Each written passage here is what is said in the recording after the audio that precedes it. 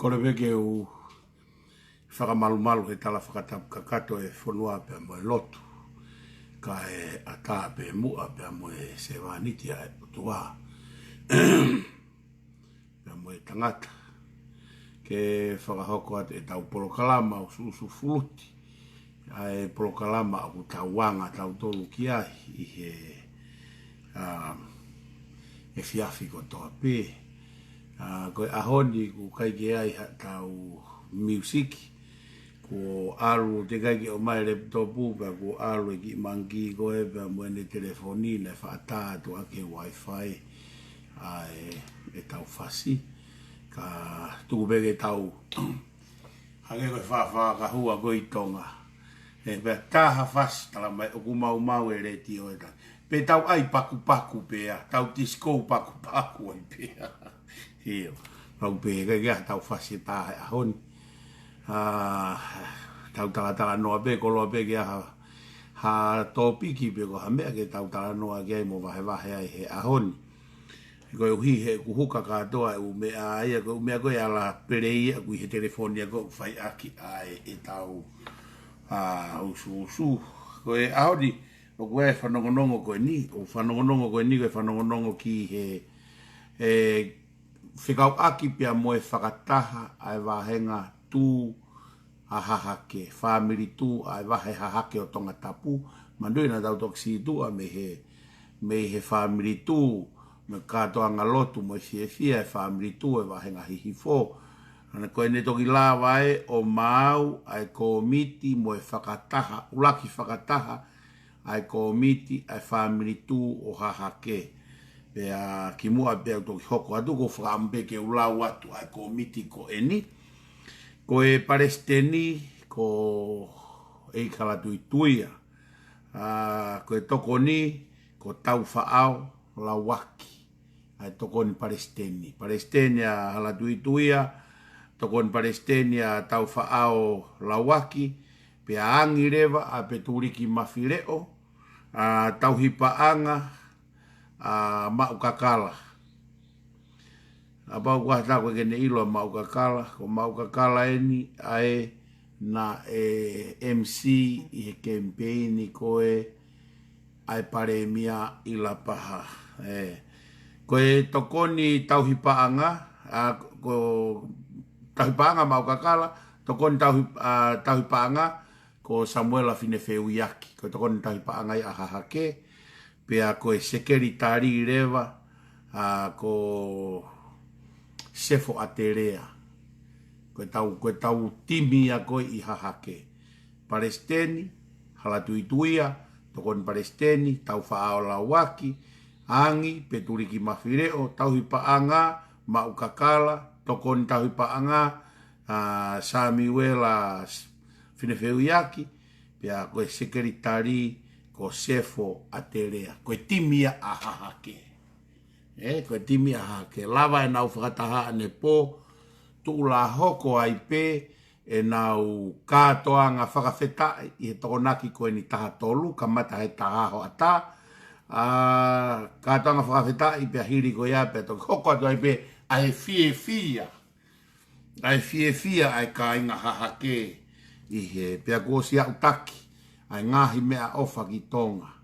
Au take sopingi ai group ofa ki tonga, me okala nusila.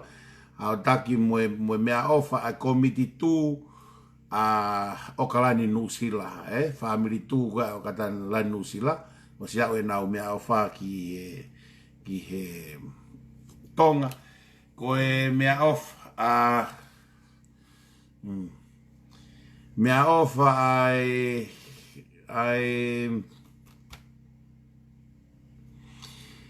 tu whakaofo sene, ai tu sene whakaofo o si ave e nau mea ofa ki he tokoni ki he katoanga tu hahake, family tu hahake, ai ana nau taketi ke nau whai ai ngahi te niti mo mea, o si ave e nau whaafe ko e tokoni ki he katoanga e tu hahake.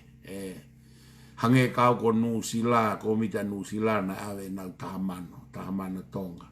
nau totongia ke family tu koe na hake whamalo atu ki Nusila pe hegi sene mo ngahi feitu ke o ku nau tokoni ki hahake ki he nau katoanga lotu whakawhetai o si pe hoko atu e fia matuiko ko niu tao ko e matatahi o si nau turi hopo ai pe ki tahi o kau tahi ai pe ko e tiskou pe ke hopo ki tahi o kau tahi kau ene matatahi whakaofofu pau sai pe e hihifo ke mouo ke tau katoanga i hake on grey taki ia te whangatoko ua ki hahake ko oni ko ne whae ana me hahake ko ne tamai bea me hifo pea ku sai ia hihifo sai e matatahi a koe no niu tao ke mo wako kakao ai he kai ke lava tahe o mere mo e niu tao mo motol ki ai he kutu pe motol he tahi ko e hua ai o ngata pe ia he fwe kete he kai ke mo tuke he kapau te mo mere mo pe motol he ngata tahi e fwe kete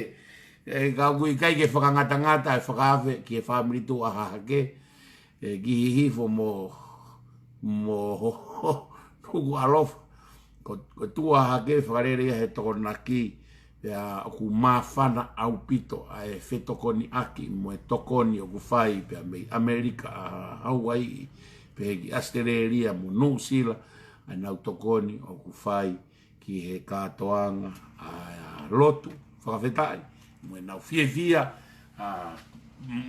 ki tuntunu a nau ki kai a hake he tonaki koe ni ko e tokon ki hake koe ke whakangata ia tau atai na pe whetu ko toa pe ia ha mosi whe tokon ki e fia o teu whai he tu a hake manui koe ne mau pe nau polokalama malanga whakawhetai e tuku mai rewa ke tuku atu e nau polokalama a hake he tokonaki ko hake he tokonaki ta wafe mai ki Brisbane ko Brisbane tokonaki koe ni ta tau pe motonga ka manduk wawe a ka tonga e hou a tolu aia koe taha koe a tonga aia koe hongo fulu ia aini. Kamata e mau malanga mau tolu i he taha koe a Brisbane koe ua ia a tonga. O rere ai pe mo e katoanga Brisbane ia whai he hotere a Kesarich te toktuku a te whika e hotere na ia e whetu utaki mai ki a mere o wakai mai koe uhi koe ku whakamatala whekau aki pia mo sene koe hu ke katoanga ku pau ke huhu double J ku pau ke huhu koe huhu ulaki mo huhu hoani ki he katoanga sene ko Brisbane o ku afio e kai ke whaha hu ia ake huhu i Brisbane mu whanongo mai ko Brisbane ku atata pe Brisbane kai ke mau kau mato he huhu he ko Brisbane ko state safe tahaia i mamani katoa ko mea nei whaafolau ai kau folau me Brisbane ko state safe tahaia ko kai ke mau ai mau tolu ke mau huhu ko uhi ko ma fola e mahaki pe lahina e to e mahaki i sene ko to kolo i koen na mo meri poane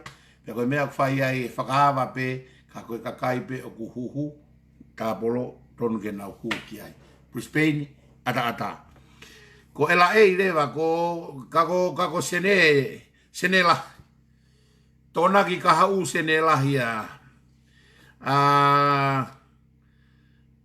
tuasila ni maono Perina Street Kenley Vale ni maono Perina Street Kenley Vale ko nau malanga ka mata taha o fai pe malanga ai fai ai pe mo katoanga kai ai mo taalunga mo disco ai tatau be mo Brisbane feitu tatau be fai ai malanga feitu tatau be te fai pe kai ai tatau be mo tonga feitu tatau be fai malanga feitu tatau be fai ai fia mo kai ai ko ela e leva LAX peko Lex tangata malanga Reverend Harvey Mone taimi taha ai pe mo ki nau tolu ko e Hawthorne United Methodist Church ko fika fitu ni mawha tapliu taha wanoa TH Street Hawthorne pe ko tuasila ia koe ki Lex ki aia ko tonga ko New Tao ko Brisbane, hotele Akesaridge, ko tangata malanga koe o Brisbane, ko moala whai ngataa, ko e sekretari seniare ia, e sia whakatahataha e kautonga i New Zealand mo Australia. Ko e sekretari lahi ia, e sia si ko e whakatahataha e kautonga i New Zealand mo Australia, ko e tene whai malanga koe koe a Brisbane. Te kai ke mahino mātonga. Ko e malanga ko sene, ko ki motua se vanitia ko e ni e malanga i sene. E te ko au te whai e malanga i sene, ko Amerika, ko Havirimone kune whai e malanga koe a LAX, pea pehe pe ki whekwane. Ki Frisco o kwange kau o toi Havirimone, pe toi whai pe Havirimone e nau malanga, ka konga tohi kehe. Aia koe tau ngahi whanong, koe tau ngahi whanongonongo ia ki he aho ni. Sai, tau hoko atu rewa tau tolu ke me eku tau wanga tau tolu ki ai. Aho ni ko loto ke tala no ai i he ngahi i siu. I he mapolo kalama koe mo mapa, na ku interest au pito he polo kalama mapa pia ko whamalo lahi au pito ka mapa. Ene fie me angawe ake reti o mate maatonga pia moe motuani ki he mapolo kalama whakama ala e lao e ono pia ko whamalo a lahi e ka mapa. Koe ki mea ko interest e mea koe na matalanoa ke mo mapa. Ulua ki koe talanoa koe a mapa he founga e whai ake ngahi a pau kua mea kuririu mo whakarerei i. Koe founga koe a koutui ki ai. Ai tala noa. Mo madui na mapolo kalama pe tala noa map lahi e ngahi o mai o whakatupu ita ke he hou e ki mo e toenga ka o whakafofonga pe kai ke pāsia e ngahi mea kuna ufie mau. O mai o whakalanga ke. Pia nā ku tala noa ai he matala noa mo mapa koe foi tektiki whakapatoa pe ia. Na ngawe mai ki bea he tangata egi a kirisi i he tau lahi au pito. Na kai ke ne whakotu ia hamea i wharearea ke tari. Na ne whakotu pe ia a ke whaunga whakatikitato e ne whakapuopua e ne fie mau. Koe uhi ke ua tari e ne whakotu. Koe ne kawe ngā ana ke whakaita i e kakai. He koe lahi anga ne whakaita i wharearea he kai peto he toho ia he whiri. Koe uhi ngai koe ne mousini ko ia. He lahi au pito he taimi koe na ngā ue tanta iki. Na ia mea na ne whakahu e ia o i kai ke tari. Pea whakahu ia he whakafofonga e taha o se tau ko ia. Ko tari whakotu uia ko ia. Koe hui koe kehe na whunga approach koe i he taimi na apply ia i e whakaukau pe koe whakotu u ha mea ke tari. Aia koe na talanoa whoki koe a mapa ki he whunga ko ia hano whakaita i e wharearea. Koe mea whakaike koe way of approaching. Aia pena talanoa mapa ke whaunga koe ni koe tala noa. Whe mau ia ke tala noa rerei i he whaunga moko. Pe aku tari lele yang he pare mia, hana ni whakatata aki. Ai fo i lao koe na hanga koe veivosa. Matui na ai fo ke lao koe o e hala ke mo ua paanga ni mangeau. Haa veivosa tala noa rerei pe ke pare mia. A veivosa ko kai kia hane tunga whakaako mo tunga whakalao. Na tari e pare mia ne whau atu ki lao. Ke holo a ke wangeau me ni mangeau. Aia, hau peo tala noa rerei pe tari. O koe koe hau whatupu ita ke nauke pe kai toi tari. Hoko rewa koe worst enemy. Ai koe whaunga ia na tala noa e mapa. Koe whaunga ia ke whai aki hari riu mo ha move fou e te o ririu. Ke tala noa ipe. Tala noa ipe. Aia pa koutui au ki ai. Neongo ui kai ke matui tatau he mea ai taha. Koe mea koe kohinga ki ai, umahu inga e tala noa i. He tala noa i loa pe o tafa aki ia, pea na akuri loto rerei, pea na tari rewa mea koe ia. Oku ilo pe he toko lahi, koe mea koe o kou kau ki ai, hange koe ngahi whakataha kou kau ki ai, oku i kai ke u whaatu ia uia ki he pāloti. Koe hui he koe pāloti, e malo he whae u toko lahi, kai pe ke neongo os mahinok pasuk malo. Ka koe loto koe ka kai kok foi, e ke i leve i pe ia mo nau ke i tui pe na toke mena nau tui ki ai pe ko mea koe na loto ke toko lahi e whakapāpā kue ka tamana ta loto ko uhi e kuku kai ke whai ho nau loto ko mea koe na ta noa ke a mapā ko tui ke fia de ngai whakataha na koko e Palestini ho mau to ua koe i Nusila na kai pe ke whapāloti ia i he e mau whakataha o koutu ia uia ki he tala noa i pe o tau loto ta tau pe o loto rere ki ha mea pe tau tari e mea koe ia pia koe taimi rewa koe ia koe tau tari katoa pe kai ke taha koe tau ngau e pe ke whai ha mea tau alu katoa whai mea koe ia kai ue hange ke o se paloti pe ka pae paloti o taha fitu taha walu pe hange koe lao koe akapula wawau koe taha fitu taha walu koe mahanga ia ka koe inga koe taha fitu taha walu ne o me malohe taha fitu he vouti e taha walu he vouti ko taha fitu ia nau mei tatau pe nau tolu ia ko taim koe whai e ngau he kai ke toi fu mala ko talaka mo tolu koe whai koe na e fo i koe paloti o kai ke tatau e nau oho a nau tolu mo oho e taha koe na malo hi koe e vouti he fua e ka venga mo e ngai mea koe ia ko mea koe ko whakawa e ngai whakataha ko koreange ke mau talanoa pe o vare pe mau tui katoa pe ke mea taha. Pako taim ko tau wangi ai ke whai ai mea ko ia. O kai taha taha ia whaka pāpā kuhe he ngāue. O ku ngau e kotoa e fukakai ki ai. Ko e hui he na nau loto tatau pe ke mea tatau. Pia koe mea ia na e whukotuu mai koe e mapa. Fie mau e tala noa ia. Na tui whuka mapa koe taha he ngahi lao e ono koe lao koe ki he whiri. Pia ko matanoa mo mapa ko whanong ke ku tui ke whiri whakaluku fua. Ka nai tō lahi whoke tala noa. Pia ko whakapapalahi au ki a mapa ko e hui ko no tau kei ko i loto i wharearea. O ku iai ngahi sio maria au pito e meai. Ka koe mea ko tui ke tala noa. Mai ngahi sio a mapa atu me tau ngahi sio. Pia tala noa i pe ia pia te tau loto ta tau pe. Kono whakaari pe mea ko lahi angerere whae taha. Pe tau whetukutuku ki ai i he funga o e tala noa o e kakai ako mo civilise mo loto mo merino. Aia koe mea he tuia mapaya ki he whiri whakaluku fua. Pea koe ai pe mo uhinga koe uhi koe ngā ue whai whakakatoa ki he whonua. Pea nahanga mapa ue i mai mea koe pureanga koe ni koe uhi malo e nau whaela ngā ue mea ka ue ai ngā i mea ai. Nange koe whiri maana ko me. Koe tui koe a ku ke he me tui a mapa. Ko no mahu i ngā koe o mai o ngō tui o tala noa he funga e merino. Tala noa pea he funga e merino pe takitaha o mai ene whakakau piu tapu ai pa tau gatunga tau loto taha ko whe mea koe tau loto ki ai. Pea osi koe a pa tau o teke mea koe tau loto taha ke mea ka mea. Pea tau aru katoa pe o teke mea koe ia. Koe tau loto ke ka mea e teke pe ka tamna e loto ka ia. Piki loia tu pe kau ta loto ia he tawaki ko ia. Ai koe mea koe nau sio ki ai. I tanoa ka mapa. Mahi no tu ia mapa ke whiri whakaluk fua. Nau whaatala noa pe ko kei tala noa pe koe ke tui ke whiri whakaluk fua.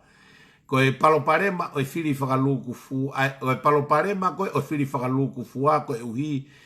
E ai e taimia whange koe mea naku lawe ke. E whiri koe kau whafofo ngā ia. Kau tama nuku alofa nofo nuku alofa katoa nau tolu ia. Lahe au pite mo whangi uhinga kehe ia.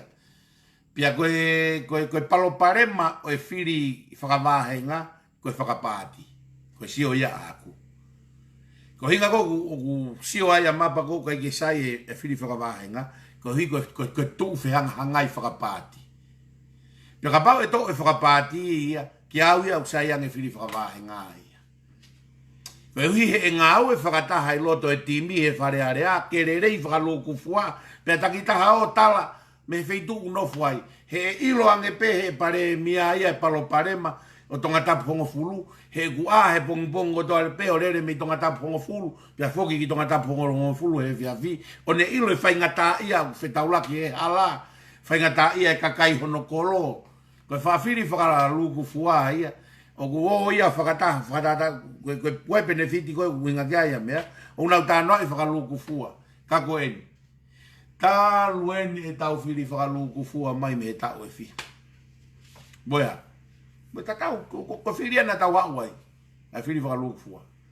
E tanu atu me wheitu, e ke ulo be feitu ko fili whakawahenga hen he kai ke lava tan whakakato e ke tanu be feitu e lo e feitu ka ko mea foi fili whakawahenga e koe ni ka pauna e i kai ke hakani ke whakapati ke hapatoa mo e peki na e uki tatau pe a potu tatau pe na uloto taha katoa ke tanu ala hiki nima pia wei rewa whewei tokai aki hau pe tamako e me tonga tapu whaa kore mai masi mai e aki lori maka ki he ke tanu ia ke na alu ke ko hiu koe kia hawa whakapolitikare a nau tolu o koe kia hawa whakapati a nau tolu ke tu he waa a o hoko koe vanu he nau whesio whaki mo i ngau e whakataha koe mea kou tau tala noa ai o mwone lau ka mapa whe mauia ke tala noa o mai e benefite whiri whakakatoa, o mai e benefite whiri whakawahenga, o mai honongahi disadvantage, mai mo disadvantage. O talanoa pe he merino. Pako nea o peo loto taha e kakaiki ai, o talatu. Hange koe mea kou whae pureanga koe ni. Kore mai pureanga ke kakai mu whae mo toe varitahe koe ke ai ke au ke ai vifu ma whae pureanga. O si tanak banga e uaia, tanak banga ha te iho, tanak banga te kolo, ngai kolo. Sumawe na usirinde na toke varitaha na uhala. Te kai kia pureanga pehe tau le rera tonga. Ke tu mai kakai, ke na ngau me pureanga no tanho na uhala. Koe hui koe necessity o e hala, mo ni koe ni tia e kakai, o koe ke toire tatau pe a muri, tatau pe mo tonga. Tau no fat me muri ni uta osi ilo pe palo pare ma ko tonga. Ange uta no koe, he mau whaao koe ki uta koe mo mau kui. A whainga. Koe tō a sari o te koe whaka ofa te ho sipaku. Ilonga pe foke wa e ia o e ho sari o te he hala he alu ki uta koe uha. Aua. Pēta toko mea rere pe u vilo. O kuto e vilo pe mo e wa e ho si hono whinga ke toho e sari o te. Ahoni koe talanoa meri e me i hahake ko hahake. Koe kere lahi taha ia tonga o ui hahake. Koe te whito i ngaue o hahake koe ngoue. Ahoni, koe talanoa meri e ia me i hahake. O ku teke pe pālou me he api koe kane mea re reo a o huko no uta. Pea hu mai pe me uta teke pālou. Koe aho koe o hala pere pela. Tapu au pite he teke pālou ia. Koe vilo e va e ia ko pau he alu. Ko pau ke lia ke pālou ia veitu e kei ki lava ko alu pālou. Koe downfall ia oe whiri whakaluku fua. Downfall e whiri whakaluku fua.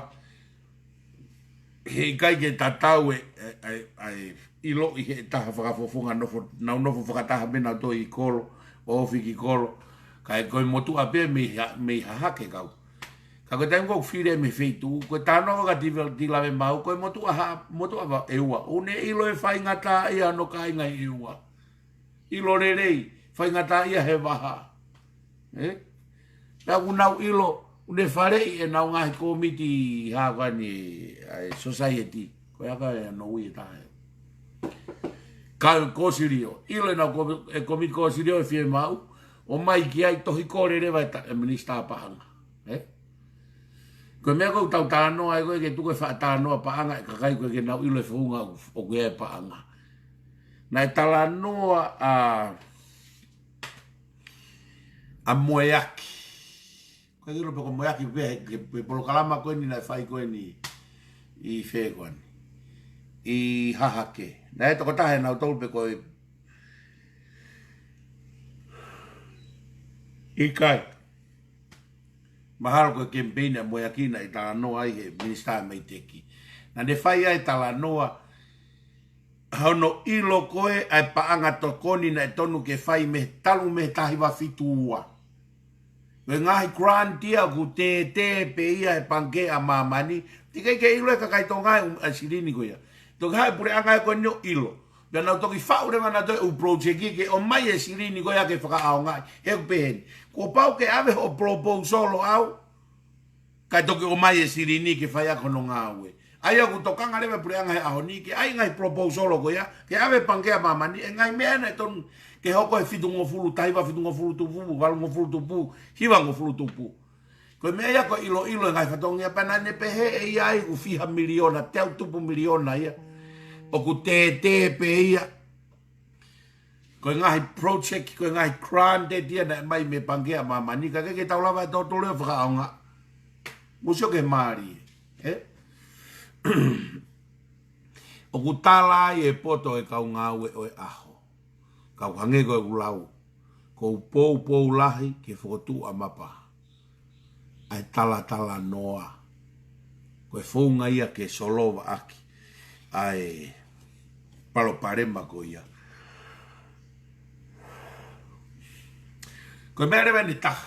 Koe tau nofu kono seo ke COVID. Ulu aki, mas tu koe longa e COVID. Tau ai hoko koe ni ai polo kalama koe whalaite. O te talamai ku sivi ko positivi e ki tama. Moe fo i whakamonu rerei lahi mo onia. Ke tō atu e longoa a. Tō atu mo e tae mahino. Ai koe na e tua kai mo te isa whai ane fo i tae mahino koe ai. Ai na kauia he fo i press conference na ne hanga ori riu lahi e longoa. Whikau aki mo e COVID i taha iwa. Ka ku whamaloa i au ke kau ngā ue. Pea mo sio ki ai. I longa i e tau kei, pia koe ke ua fwai whakapare he tu i e me tare whakalang e minista mo ui. Ai tau kei, ai timi koe ni, o e pureanga he aho ni, e naulawa control o osi ange pe, o ku kei ha, COVID free pea tonga. Matu ko isolate COVID, te kai ke COVID ke community moilo, hange ko kulau ko ki mua. Ko palo pare mai ngai fonua ka ki hange ko tonga. Ko tonga nai pen. Nai os o mai fu tai milahi mahina e wanoa teu a tonga. Ai mo ngahi drill. Fetongi mo ngahi singi o whakalahi u api ako. Nai os drill pe alu pe mo trial pe ai fonga isolation ni. Ai nuk taurere he aho ni. Ngai mea koe nai os teu e pureanga. Ko ne alo ne ko o mawe teu koe pureanga, ka ki hu i mai ki a ki keisi ko ni ki keisi pe ia o si alu pe ke maki. Ke toi lulu i a ke fonua. O ku oho ki hema, oho ki mata, o ku oho ki mua. Ai kakai he whinga ke o huhu. Ko hui ke ha.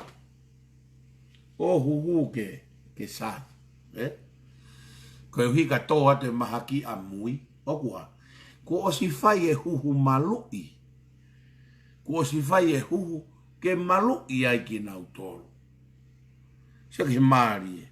Pea koe mea koko fie ai, o ku reflect i he ki keisi koe ni na e hau ai matao mo e tau kei o e minista mo ui, mo e tarekita mo ui, ai na hanga hentolo e presa o e keisi, mo e hentolo e presa me tua e kakai. Ko mea u tau fie ai.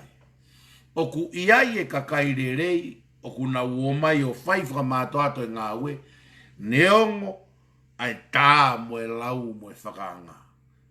Kei hanga maari e pe whanonga. Ai tau, pia ku kei COVID free pia tonga. O se ne ono sivi mai mo e kau. A ngā ue, unau hao katoa pe, ka e koe positivi koe ki tā mai kei nofo pe, te aho e wata. O lau mahalo me aho koe nei mahi no kou te positivi ai.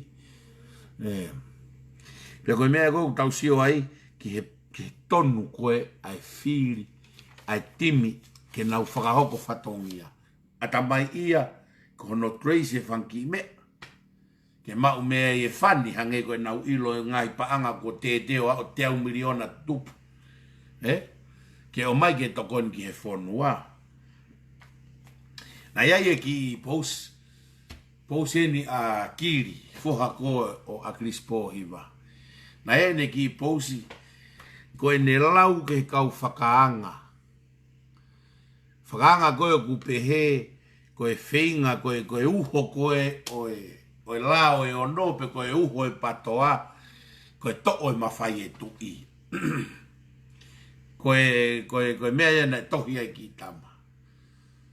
Pia lau re mai ke pare mia pehe. Ko lau ke to'o e mawhai e tui, ke whakatemo kalati ange, koe ukai ke fie he temo kalati, hono hiki koe ki uta e kainga o waka. Toku o pe whai koe pare mia koe whinga koe whai koe patoa ke toko e mawhai e tu. Kau ki whakatonu tonu atu koe kiri. Koe uhinga koe e pare mia. Ko osi fe unga pe mawhai o ko mai he tu i e mawhai koe pure anga. Koe hori ai patoaia ke toe o mai moe mea koe koe o ku osi ihe ane a fiope. Koe uhinga ia ai pare mia. Koe mawhai koe ni ku osi o mai osi fe unga ia. Te ona toke toi viri, ke toi o mai ha mawhai. Aia koe uhinga ia, kai hangarewa ki i ta mao, ai foko whaka alu mai. Ai tangata e ki, ka koe mea kok fia i hono hiki ki uta koe i o waka. Kiri, o kui kai koe loto ia, oi pare mea ke hiki ia. Na ia viti o no taritari koe o tamai, i he ne hoko hui koe pare mea, pia nai whiu i kia he pālangi, ngai whakalangi koe ia. Kange he tangata i koe ke te hau, ai kāne help it, me mea bea ko pau ke hoko, ko pau ke whanu whakalangi e koe pare mea e whanua. Ka te kakai o ange ka hoa ki ai, ave tau tu mua, ui e keke, ui ai ne keke, Ko ngahi nau ia lakanga ko ia mo ia ki ai. Lakanga ko ia. Kai ita ki ta mai ane tuku aki i ia ai he koe o ku tala he whahai ai pare mia tokua o ku to'o e mawhai. Kei whenga ki he mawhai, pia tala mai rewa, kei whenga ki he mawhai koe na koe whia ai hono hiki koe ki utahe mea koe na whai hono whakafo ou koe ko ni stuto ne mo e mea. Whamore koe uhinga e pare mia, o i kai ki uhinga pehe pare mia ai. Uhinga te pare mia, koe fu o mawhai koe na ospina ngalo ki atu po nima. Ko osi lai anoa. Ka mo kei viviri pe mo toru, ke te to o mai mawhai.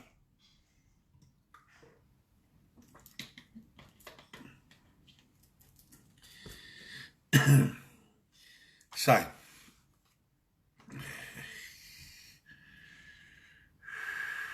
Io. Naku, na e seni mai toko taha te au ki polo kalama koe a mama, whakaos mama pia mo kalakuala. Pia u sio he, koe ki polo kalama whaka ofa au pito en. Polo kalama pe weekend, aho hiva na sio na toki posi he aho hiva, Ai pe koe aho walu he osi koe ni ai tikirea koe ku ata atonga he mea. Pia tala noa re vai, ki foi tanoa maari e ia. Ki foi tanoa maari e a mama. Whekau aki pia moe huhu. Tanoa maari lahi a mama. And it makes sense. Ai lau kona whakas mama koe ni. Ai pe koe whakas mama. Uia e kakai u kulau. Koe kovi ai huhu moe ha moe ngahi mea koe ia. Pia uskoa pa tala mai re waha api ngā ue ia ke ha. Ke pau peke ke peko whare koloa, pau peke ke huang mo kāti huhu. Pia ke pere vai mama. Tol ke ua te mou ita mou tolu. Na tol ke mou fia he koe lao o ia. Koe pure e lao. E kai te kehe ia. Ai pehe mai koe walo huhu koe tau katai nā pe a koe huhu. E kai te kehe ia muhau whakauri tai laisen pa te polisi o puke koe paitang. E kai. Kia kua puke ko tawa tahi nā pia koe ku whauri tai laiseni. Ko tate puke koe polisia o whakahu. He ko ho whai ko whauri tai laiseni pa te malavea hataha. E kai te kehe pe mo tai whai ke tutune a lao ke huhu koe pa ke alu mo maha ki o te whapipi ke kakai. Pia nge koe motua koe wha motu. Tala kai ke tui ke huhu ka tua nge pongponge ta hawa kai puka na fui a kauni monia mo fui panadolo. Koe hae hu, koe hae panadolo mo pneumonia. Kemikare, lo uape. Koe ongo kemikare, lo uape.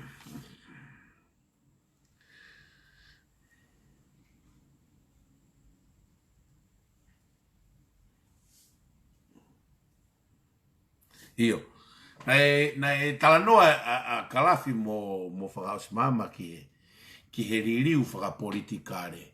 Ko e uhi ko no interprete I hala ai to o mawhai.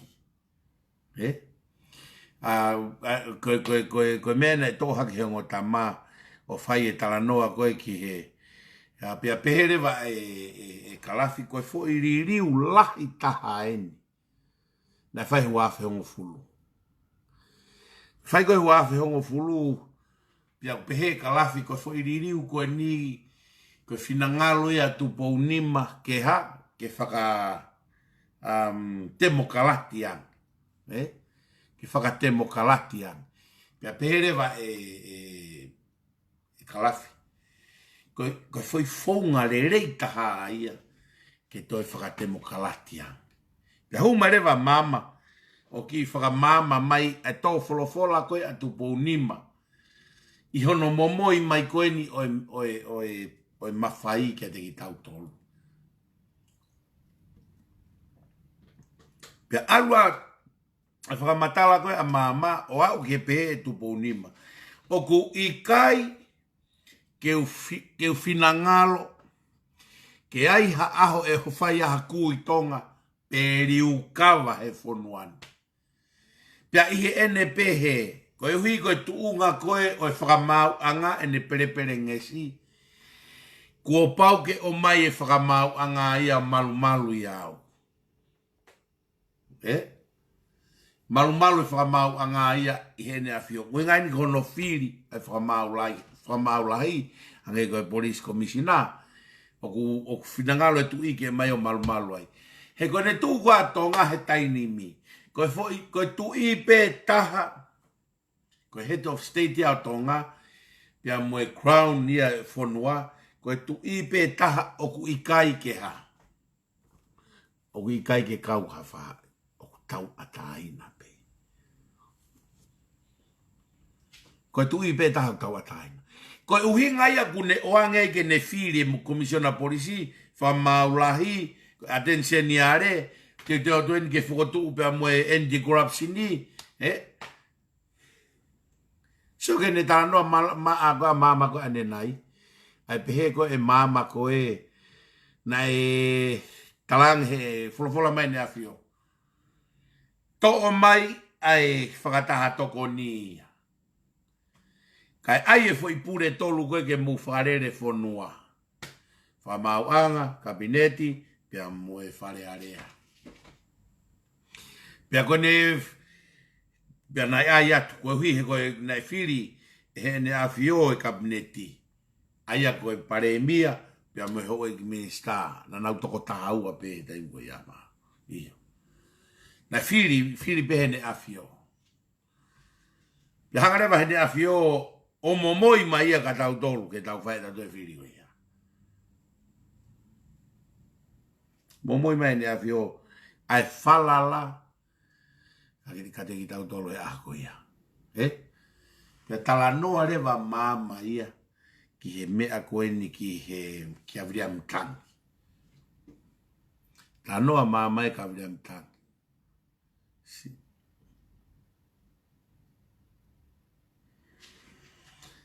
Ai wholofolange tu i ki hao minista mo ui tonga pia. Lere atua koe ki palasi.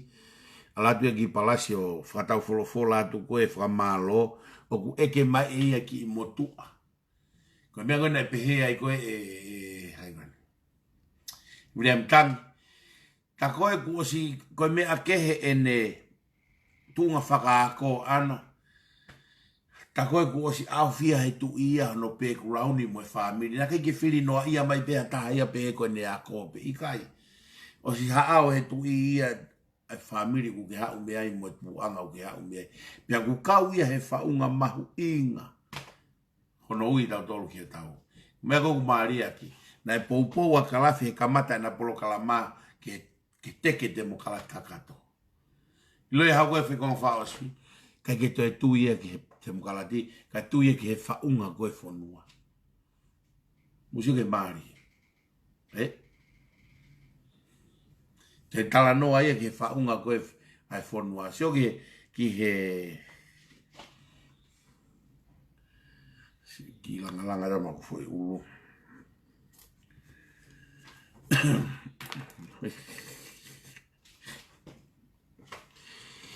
Ki feto ake whakamatala koe kalafi.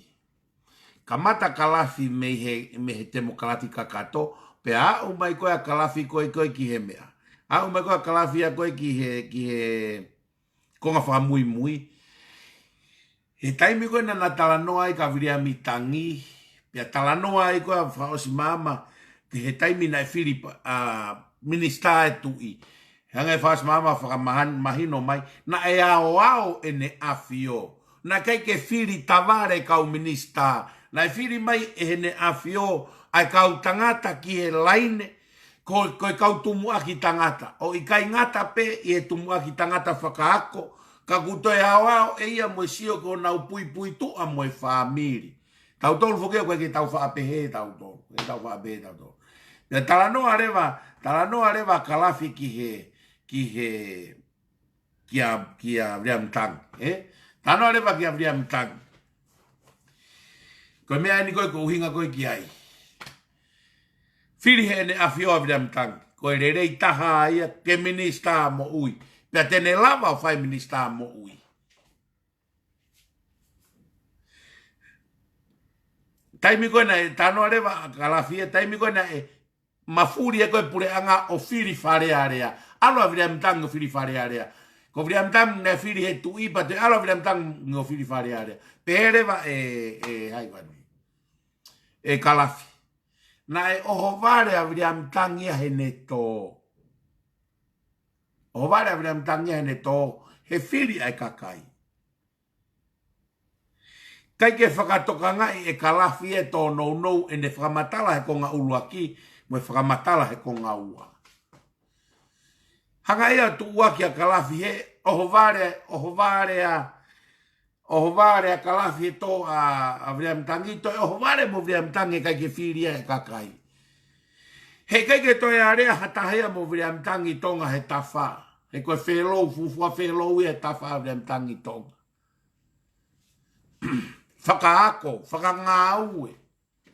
He koe taimi koe nei minista ai a Vriamtangi. Minista pe o kabineti he aho mo wharearea kai huo tawha ngai tawha lalahi tonga he po uri. Wheilau e na ne whai, kai ke sio e kakai, koe mea niko ko hinga ki ai. Tu waki e haiwani, e kalafi. Ai foi fometi koe ririu koe, ke whakatokola he kakai mo whakatemo kalati ange, pia umai koe ki he tō mui, o ku talanoa ia, i he oho vare, o ku keisai ange pe Fili ai tu i he Fili ai kakai. Fili ai kakai pia tō e kakai mahu i ngā ia mo poto mo rerei. A Fili ai tu i e kakai na e ilo e pui tua. Aia kono whakarea e taha. Ko hea aonga e tau temo kalati ange pe temo kalati kakato, kai osi ange ko ia. O ku maalunga ange ai vare e Fili ai kakai, i he Fili ai ene afio.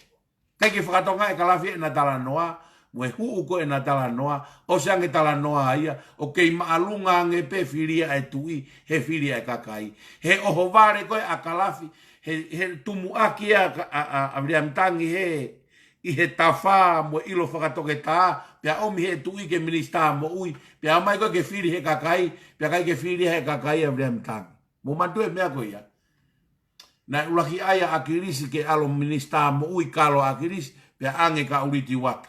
Koe hae mea aku ilo e akirisi mo uriti wata ke mo ui. Lava mai e kau vare ia, kai tō e kau poto ia. He Fili e kakai. Koe Fili e tui, hao e fusia na poto, ilo mo e atakai, kakai rerei, pa Fili e kakai peha, hao e ngai fuwai resi.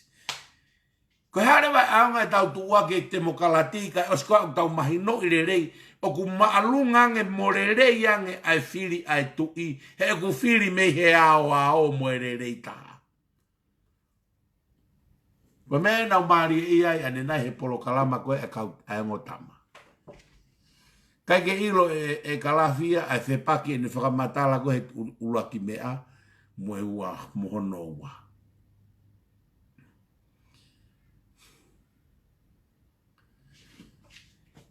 Ngoi ko hinga ko na malohi ai ko na toa vriam tangi. Ngoi lo na toa vriam tangi. Nge kutuia nge kakaia ki he vare a akirisi i he poto vriam tangi. Pia at ka akirisi ke minista mo ui, kai ke lava e ia. Pia kalo akirisi, kai hua toai, uriti na ala to fetonge akirisi ke minista mo ui. Ka koe hai mea te na lava he minista mo ui. He? Hai na mea na lava he minista mo ui. Hala.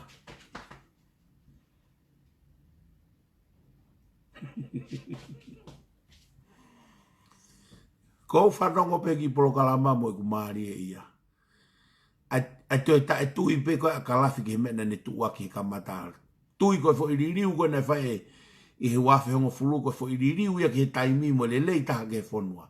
Osko ia. Pea nau futai koe na mai he whiri. Pea kei poto ange pe, pea sai ange pe whiri a e tui. He fukau vare na e whiri mahe kakai. Ai whakamahino mai. O ku kei malunga ange pe fo ngā whiri a e tui. Ai mone lau koe fui toko whaatapu koe koe agrisi, O si mate katoa fui tolu, koe fui toko taha pe koe kei toe. Fui whaatapu, ko sene mai rei, whaingoa kia ia kiri koe na amea, ko agrisi, mo asinate matang. Fui tolu koe, na usi maa lo katoa. Tau ke te koe sene mai rei. Pea koe, koe toko taha ni koe nenta no, toko whaa ki, tano mai toko taha koe ni ka te au, tamai ia.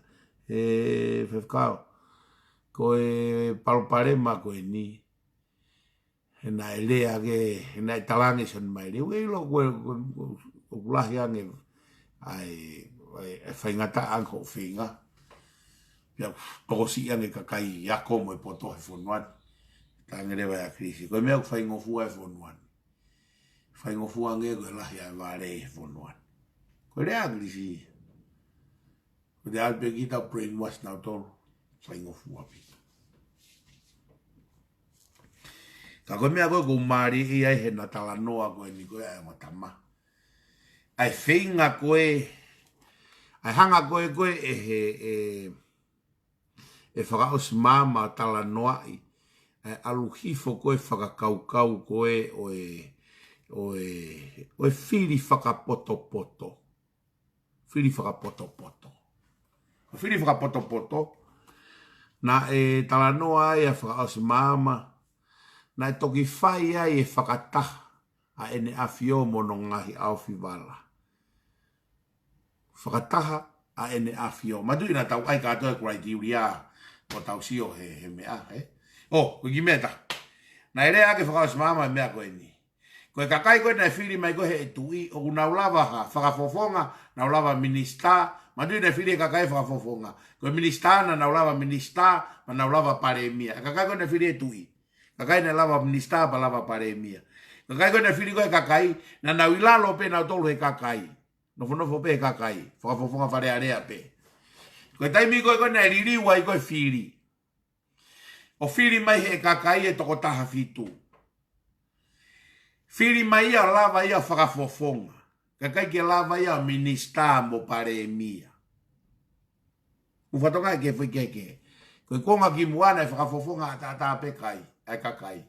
Ka whiri mai tu e fukau paipa ke o ma minista e wonua. Koe fonga rewa koe na ririu ki ai. Koe kakai koe whiri mai e whiri e minista mo e paremia. Pea whakarea ki e whakas mama e mea koe. Koe Fie mau e whakafofonga e ahoni, ke lava whakafofonga, ke lava o minista, pe a o paremia. Koe mea koe nina o si rea aki auia ki mua o teke ke rea aki ata. Ai kumi ha whakafofonga, o kulava whakafofonga minista mo paremia. Ai toki rea aki sa sovareni e wike kua osi. Nau campaign koe na whai koe i mua. Ke mo fili e whakafofonga ne lava e mea tolu koe. Whakafofonga minista paremia. Fefe ahon. Fefe ahon. Mo kau whakafofonga ahon. E lava katoa ka whakafofonga ahon ni o minista. Ka lava paremia. Mahalo ke tonu angipe. Excuse me. Kei tonu ange pe whakataulama a ene awhio, eh?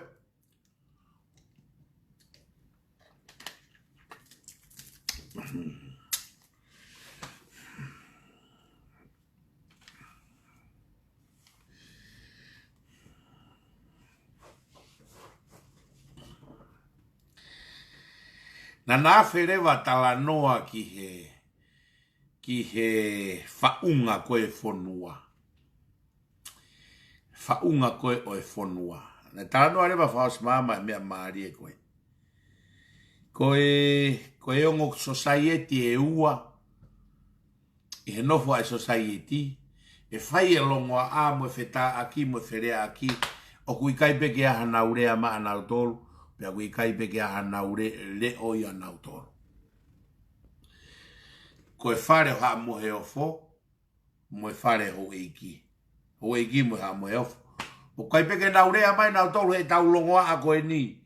E kape atu ka nau tolu nau whakalongo pe nau tolu. Pea whairewa e whaos mama e tala noa koe ni. Tano e whaos mama koe ne lere mai me he kolo tauhi. Tauhi no pere. Koe nau no pere. Pea tano e whaos mama mea koe ni. Maari la. Ko whanongo no tala noa i koe ni. O ku nau lau he wahenga koe a mea. Wahenga koe oe no pere tau pe ta mano tupu. Koe misinare koe a no pere o taha mano pe to misinare no pere. O si ai peki wahenga mai pure anga. Ka koe mea kotoa pe ai kolo o ku ke tau ataina koe me kolo koe ape te ke alu ki ai pe te ke whemo e kina koe hao mea. Ko pau ke mea ho e ki ai. Koe mea kotoa pe ai siasi ko pau ke iai e ho e ki ai. Ko fai hawangi me ai ako whakawhi ho eki, o ku alu, o ku mei contribute ho eki a tahawhi uawhi, he ngahi mea whakakolo. Pa koe mea ia koe, oe anga koe, oe tauhi wā ai kau ho eki. O kai ke haki ka kunga e nau ki wahenga me pure anga, mou lau ai koe pehe koe sirini ai masiwa. Ki he kawenga mo e tauhi whonua mo e whatongia ku whai he kau no pereho nau ngahi kolo. Kai ke iai haane ki wā ta tau e sirinu nau mau me pureanga. Me he nau whatongia, kake koe lau koe a whaas mama. Koe misinare koe e hou e ki he siasi o ku taha mano pelahi ai. Koe ose ai peki wahenga koe he tau koe pureanga. Ka koe mea ko toa pe kolo mu mandi mo to koe tau nofo koe tonga koe whangi kolo tauhi hou e ki ia. Koe kolo lau noa eiki, tala noa eiki. Pa koe whaki mea haki ako, whanere mai ki he hou eiki. Koe ni alatu ko mea ai, ko pau peke rio i nasi, pau ke whakapare ai hou eiki. O koe siriti ko wang he pure anga ia koe moe, wahenga he, o koe ke ne te whakawheka ke ia, ai tauhi, wā, moe tauhi he hou eiki hono kāinga. Hei ki fui mea ni mai, nai hanga e hene awhio o rea aki ke he hou eiki. Pea ku hono vete ia, o e whiri whakapoto. Fui poine ni mana anghe hene awhio. Mu whanongo re rehi a hone fui poine ni mana anghe hene awhio ke hou eiki. Ko whakafofonga ia, o ku whakapoto pe whakaotua. Ulu aki, tama, koe criteria ne toko taha ke mo whiri whakapoto ai. Tama ku tauhi o tua. Tamagu tauhi o tua. Mea hono ua, koe mea hono tolu, o kui kai kia hano mo ua he whakamau anga. O, ulu aki tauhi koe, pau ke tauhi o tua e toko taka titeiti, ko hono ua, pau ke ako rerei. Ko hono tolu koe tauhi e lao. Kai ke tonu ke ha whakafofonga, e ha. Kai ke hane whakafofonga, hane mo ua he whakamau anga. Kono tolu ia. Kono wha, o ku nofo rerei mo hono wha miri. Kono nima, o ku nofo rerei mo e kāinga. Ko ngahi criteria e na oang he tui ke hou e ki, o ku fiti ini ke whiri whakapoto. Tonga, uraki koe criteria, uraki e tui kakai lotu. O kui kai koe kakai whakasuva. O kui kai koe kakai inu. Kakai lotu. Criteria lua ke whiri whakapoto nange tui. Criteria mui mai a ko ia. O kai koe a ko whika ulua ki. Hanga tui o talange ho e ki. Mea whika ulua ki ke lotu tangata lotu. Tok whika ua mai a ko ia ke whakahoko mea koe tui. Kono whika tolu. O kai ka hano mo ua he lao. Koe pure anga. Ka ko maari e ia. Hanga iyo, mahalo kone whaka kone hanga o whaka uhinga i koe hopo hia, me ke me hopo sivire. Ka koutu i koe hopo sivire mo e hopo hia, koe ongo mo ua kotoa pe, lo ua pe koe ongo maulao pe. Pia hanga e ia o talanoa ia manu o pangai, hene te whiri mi hapai hene mo ua he whonu. Ka kai ke talanoa ia ke mo ua lau mano koe o mateni mo akirisi. Koe talanoa ia kalafi. Kai ke talanoa ia e whakafofonga, ok whakafofonga pe a mateni. Kana e mo ua ni mamano a mateni. Kei whakafofonga pe a moe. Pe a moe kakai. Nanau mo ua e wharearea he ngahi hopo. Na e hopo a Misisika pe a moe mo William, Edward. Na hopo ai na e mo ua tahamano tupu a Misisika. Ai na e totongi aki koe sieke koe matematonga. Musioki ai. O kui kai peke tonuia ke toi whiriwharearea kakai ko mo ua ova hake lau manoe. I tonga. Neongo koe sivire eka ku mo ua e whakamau anga koe hia. Neongo koe hopo hia O kai ke hunga sivire ia koe ne ave peke whakamau anga koe hia. Hopo. Maari e lahi hono lei auti mai koe e haiwan.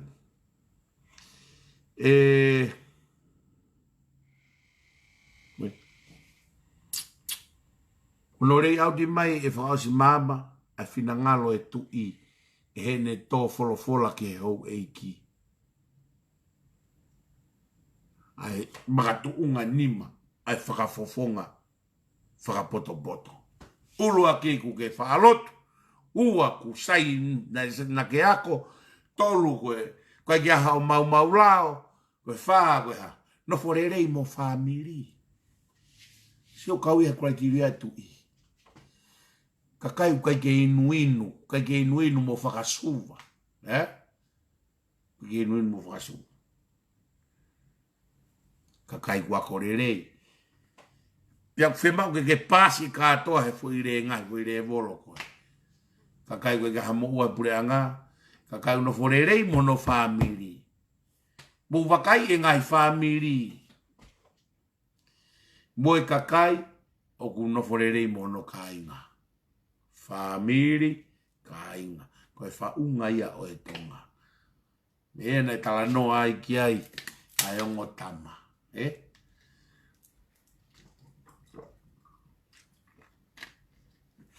Pehe e kalafi. Koe palo pare maia o e ahoni a kau whinga whatu whonua fo ou o e ahoni. O nau mai na tolu mo e tuunga whakapolitikare ke veteki aki ai whaunga whakasosiare o e whonua. Pea koe palo pare mai. Koe whaunga koe whonua koe tui hou eiki kakai. He kapau he kai kia hafoi whaunga ia. O kai ki tau kehe tau tau mo e manu. Ko tau whaunga whakawhonua tonga, koe tui ho e kakai. Pea koe ne tafe o tafe mei o lunga mea koto. O kai kia mea koe tafe mei lalo koe whai tu uni maa lalo ke o lunga. Aia koe ne tonu ia. Ai pehe koe kalafi. Kau ia he palo pare malahi. Koutu ina tawa mo kalafi ni lau koe ia. Ai o mai ai ngahi whaunga politikare ke ne hanga mau e tau whaunga whakasosiare. Tau wanga whakawhonua. Koe whaunga whakawhonua e ato.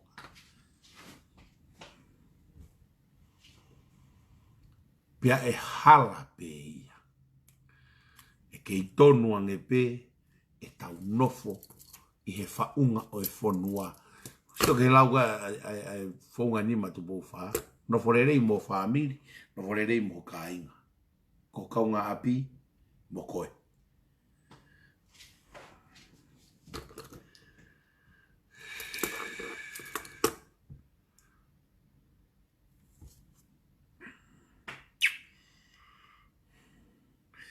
Sio ke whakamatala koe whakasmama ki e whaki mai he tui.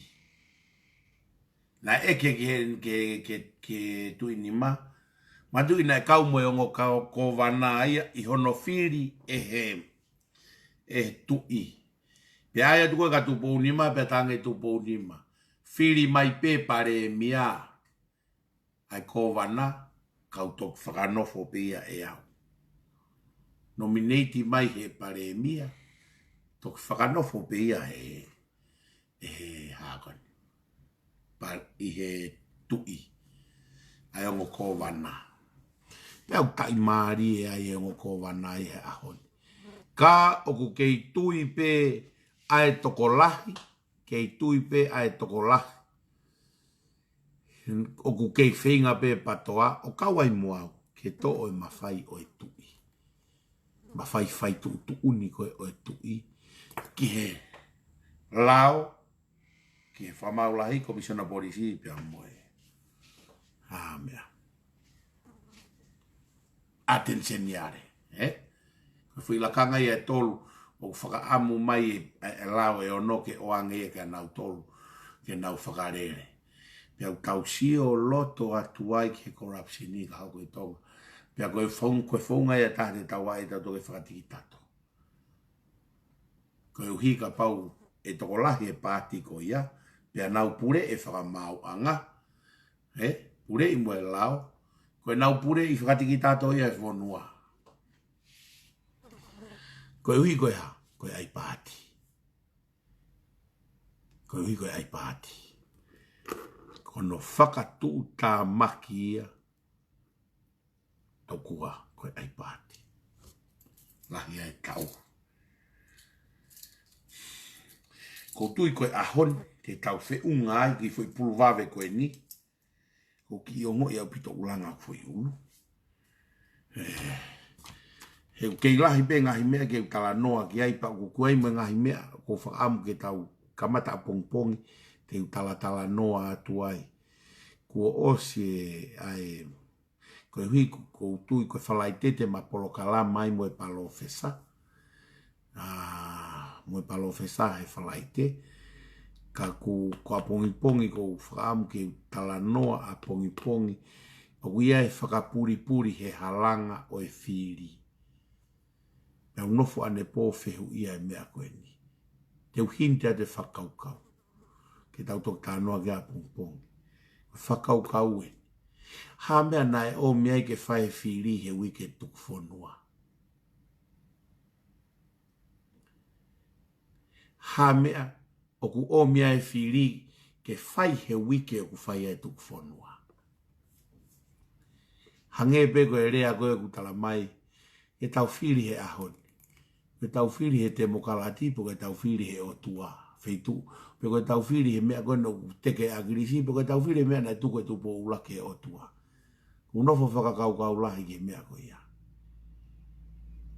Hai uhinga nai. Musio ke halanga. Musio ke halanga koe ni o e whanonga na tau whai mai. Tau ko osi. Ai whai pe tau teke. Hu koe lao ki whare area. Pea tari he tau ko osi. Whakamooni huafa e tui he tau ko osi.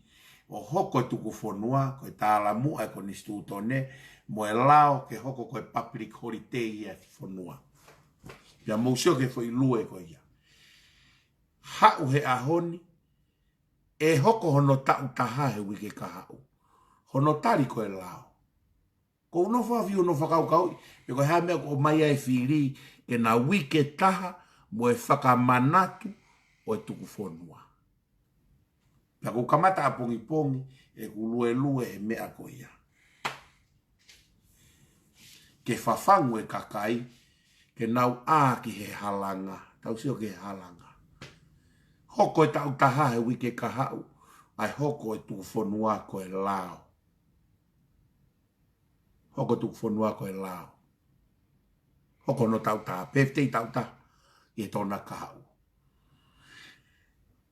Hana e whotu utu uai ki haua e whiri, ke hoko pehe aho e ua pe hoko e tuku whanua. Na tō loto loa mo e tuku whanua e wike peta. Hange hano hinti mai, ko e tau whiri eni he wahaa, o e tuku whanua tu po uruaki, mo e teke te mo kalati a Chris Pohiwa. Ke whawhangu ai whanua. Mai peke na tuu pehe wike taha e whiri. Nea ko nofo sio hiai. Kau ki folo e fui panatolo, ka mo teu maa pong ke tau lave ani. Pea ko tui tae toi vei ua. Nai, o koe kai ko ha, o koe ko whaka oho vare ia. Koe whaunga pe nia, nai o si tofa pea e o tua. Whaunga pe nia nai tofa. Sio koe whakaukau ai. I kai, koe taha ono, koe aho tū site, tō e taha ono taha he wike kaha u, tō e whiri he aho taha walu, aho taha ono he aho tū site, taha walu he aho whiri he aho tōpule lulu, te osi pe aho taha nau waha aho taha pe. Taha ono taha he aho tū site, osi pe aho e taha whai e whiri he aho tōpule lulu, osi pe aho e taha pe whai tuku whanua he aho wanoa. Hoko tuku whanua he aho wanoa novema. Hoko whakataha pe ngahi aho ko ni. Ko mea ko whiu e why? Why happen on 1 week? Ko mea na nofo e whakaukau ane po. Ko nofo whakaukau pe na e anga fe. Ai lue mai pe o au ke wike kahau. Hoko katoa ngahi teiti ko ia. Taha ono taha tuto nualofa hoko pe wika hau. O se pe ahe tahai wa whai whiri ai whiri atonga. O se ahe tahai whai e tuku whanua. No mea na unofo wanda. I wonder pe ai whakatu hala ai o tua. Ai whakatoka ai o tua ai hala koe na tau whou mai ai. O a o whakama opo ke wike kahau. Koe whiri ke tau whiri hono tutua nuku alofa, me koe tau whiri he o tua tuku whanua tu po uruaki. Tau whiri he kakai kau whakafofonga o kunau kei tui ki he tuku whanua na e whae tu po uruaki. Me koe tau whiri he kakai na nau tutua nuku alofa. Mai pe aho taha. Tu e aho whiri loto marie. Tuku whanua he, tutu e tu e whiri loto marie. Waha aho taha me aho tutu ke aho whiri, waha aho taha me aho tutu, me aho whiri ke aho tuku whanua. Tau loto he o mo tuanga. Sign of time. That's true. Whangi mea mahu inga au pito ia. Ke tau sio hai. Se tau ki ute ki hoko atu pe. E nau talatu whoka ne afting tala noa ge kolos whaka misteri. O no vete kolos whaka misteri. O, tuku e ka pong. Tuku ha mea ka pong. Tuku ate a pong. Ke utohi hene he kupepa. Ko e kolos whaka misteri. A pong. Ke tau to e vete ke kolos whaka misteri a pong.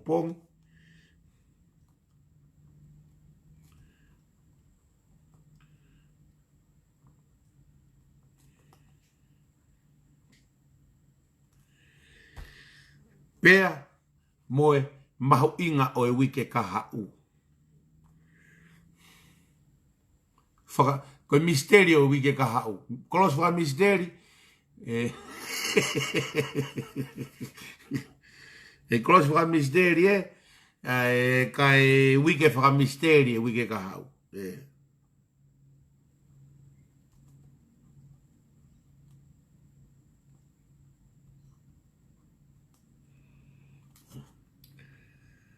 Ko yo hi kau ki folo e foi panadol. Mo te mo ta pong ke mamani mo no whakaofo. Ka tau sio atu ai ki he. Ai ki folo e foi panadol. Ka tau tok sio a pong. Pia te sai a pong ke mau e tau nau. O kongo i pe au ia ku kai ke kakato kai ke tā e fasi. Kai ke perei ha whanki mea ke tau whanongo ai. Pia tau toki vete ai pe ngahi mea. Io tau ki long pool tomorrow. Tau ki long pool tomorrow. Ko o what ka mutolo.